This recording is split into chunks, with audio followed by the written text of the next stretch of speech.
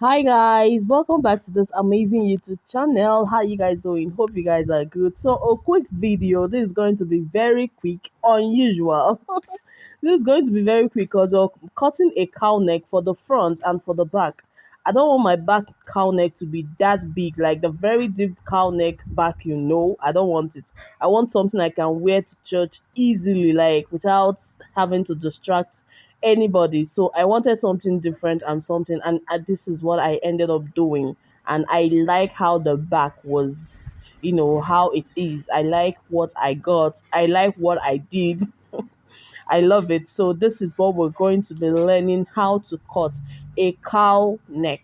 Yes, a cow neck, both the front and the back. It's very easy. Like, I think this should be among the easiest video or the simplest video you would ever come across in this YouTube channel. In my YouTube channel, this should be among them because I have a lot of easier videos or easy videos coming up soon.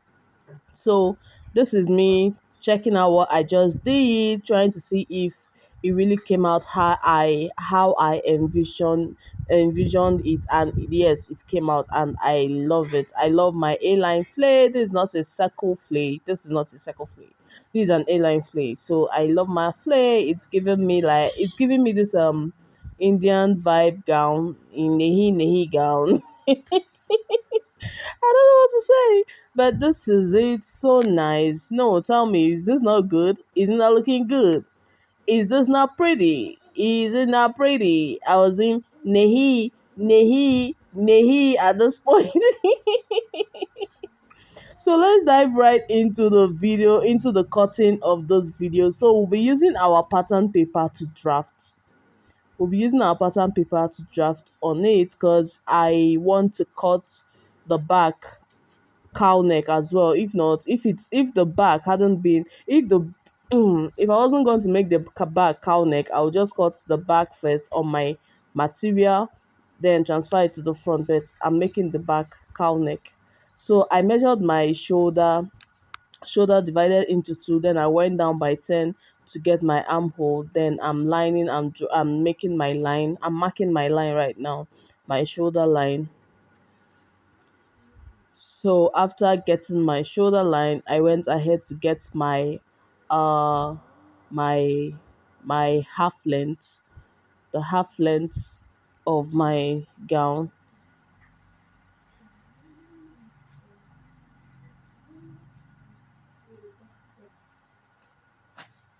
So my half length is 18 inches. I have to add it up there.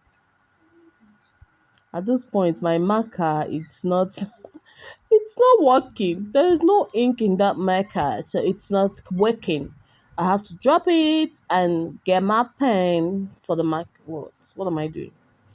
I have to drop it and get my pen for it. So this is it. So what did I do next? The next thing I did was to insert my bust measurement divided into four. I marked it with my additional 2-inch sewing allowance. That's what I just added there, and then I will elongate my line. Then I connected my armhole curve. I had to bring it to mark my armhole curve, meeting my actual shoulder measurement, like, yeah, the straight line. Then the next thing I did now is to mark my, oh my god, my phone is ringing. Marked my I measured my waistline measurement, with additional 2 inches to it, and then I connected it up to my bust line measurement. Then I came here, I marked my neck width, which is 3.5 inches, and then 5.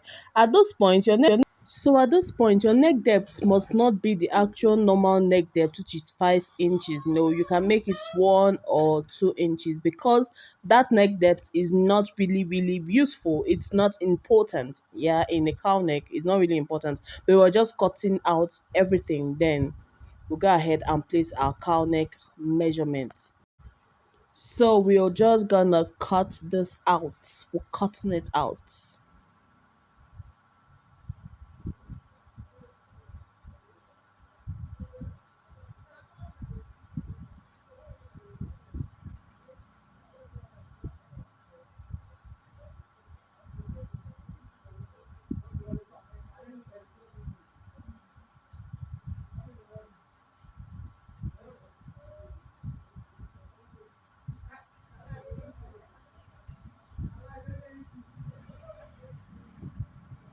Like I said earlier, this is totally optional.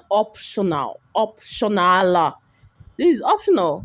So this is me transferring my cuttings to my actual fabric. So this is my material is already unfold into two. Then I'll be bringing down this one. Just take it in by 5 or 6 inches inside. Cause it's a cowl neck and I want my material to also be inside. Then I got my pattern paper I drafted earlier on. I'll be placing it like this. Now, the volume of your cowl neck, how full you want it to be, depends on how wide you make this. How do I explain it? It depends on how you lay this your pattern paper, this white paper you're seeing. The volume, the fuller your cowl neck, depends on how open slants. Yeah, depends on how slanty you put it. I don't know if you get this explanation. I don't know if you get it. I don't know if you're with me. Are you with me? So I just placed it like this and I have to cut it all around. As you can see again, the down part is not straight. Like the if I should cut how it is on this pattern paper, I'll be cutting a V something at the end of it. But no, that's not how you cut it. You just maintain that part, that down part, and cut it straight, make it straight, mark it straight. If there's any adjustment you need to do, you also do it as well, just as you can see. Can you see it? Don't mind me, Obiko. So this is it. Now, what I'll do now is to notch my shoulder point. I wanted to escape it. I never wanted to notch that point because I don't want to have any opening there. But there is no way. There is no way. I wanted to use my saliva, to just hold it so that place will be wet. I'll know that this is my no. It didn't work. So you just have to notch it. You just have to give it a little notching, little notch, little. Don't cut your clothes that up. You don't have to deepen it. This is not a strap sleeve. If it were to be a strap sleeve, you don't have a problem. You just put your distance. But this is not it. This is a shoulder cowl neck. You get. So I'm trying to figure out my material again to get where I notched earlier, and then where I used my chalk to notch, and then notch it with my this thing. So this is my upper part now, my half length, my border is. I'll be sewing the down part and the upper part together. That's my flare part now. I'll be sewing it together, right side facing right side. That means your front material, the front part of your material facing the front part of your material down, facing the front part of your material upper part, face it right side facing right side, and sew on it straight. You just sew on it straight. Get it? So this is what I have done. I also went ahead to do the same thing at the back part. And the good part about this, for those of you that are still learning how to fix zip or how to go about with your zip and all that, this dress doesn't have a zip. You don't need a zip. In case you want a zip, you just put a side zip. But in my case, there is no zip to it because my cloth is a little bit stretchy, so it stretches like it can enter like on a dad though. So that is it. Now, remember the place I told you guys I wanted to escape notching? That's what I just got here now. I will get my notched part on my shoulder, where we notched it. I'll connect the front and the back together, sewing it from that notched area. I'll connect it together, sew it from that notched area down. This is what I just did. I connected my front and back piece together.